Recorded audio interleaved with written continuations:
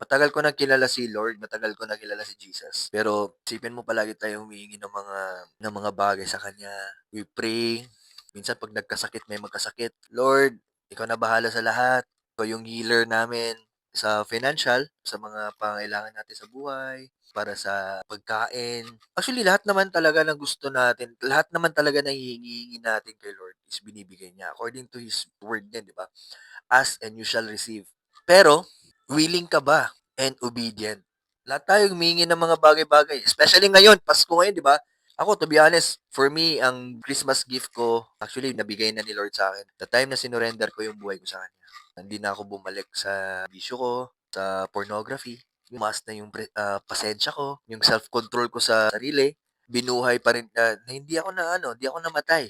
Nung time na didisgrasya ako last October 28, 2023. That's my second life. Doon palang gift na ni Lord sa akin yun.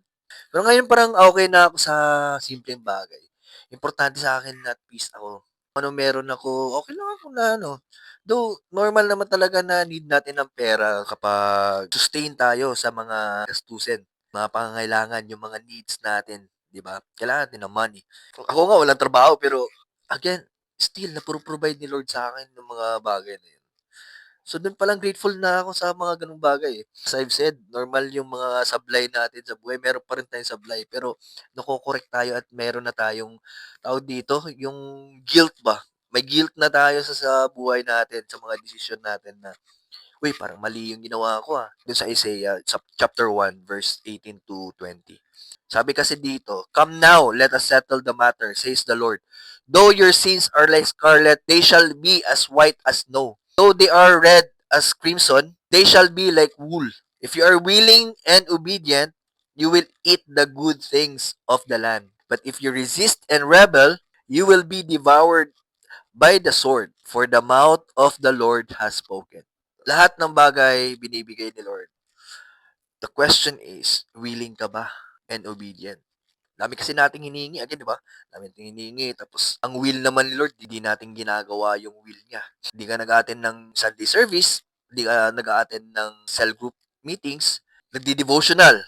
Yun, especially na nagdi-devotional. Yun yung na-realize ko to eh. Minsan tayo, di ba, pag nakita tayo mga motivational videos, motivational na mga movies, di ba, yung nakakaiyak, na nakaka-relate tayo. Pansin niyo, gano'n ako dati pag nakaka-relate ako sa video na 'yon, nakaka-relate ako sa movie, nakaka-relate ako sa speaker, sa mga sinasabi niya. Nakakaiyak, eh. 'Pag nakaka-relate ka, ito yung pinaka-realization ko, guys. Mas nakakaiyak pala 'pag ini-imagine mo talaga the time na sinave ka ni Jesus sa cross.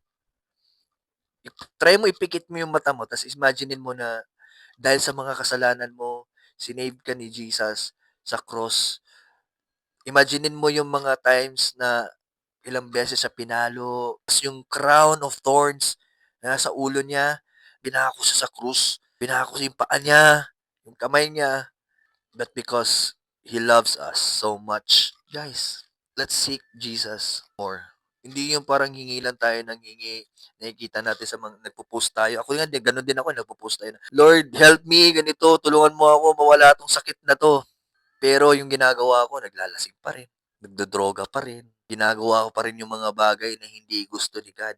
Just analyze those things. Nakakahiya kay Lord na parang nanghihingi ka ng ganito tapos anong kapalit? Gusto mong gumaling sa sakit mo?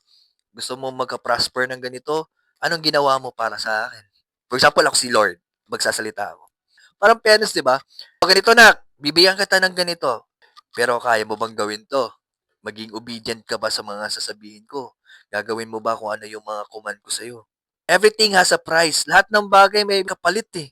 That's according to the scripture, guys. If you're just willing and obedient sa mga bagay na yun. Lahat naman na sinasabi sa Bible, guys, is nakakabuti sa atin eh.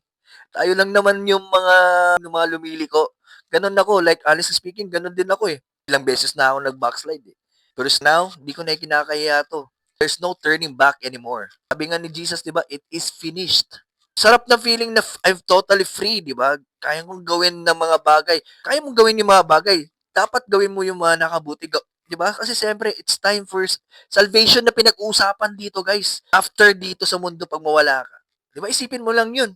Ano yung purpose mo? Mabuhay ka lang dito sa mundo, kumita ng pera, magkapamilya, tapos ang dami nating ini-invest na mga bagay ngayon. How about your salvation, guys? Kailan tayo mag-invest ng salvation natin?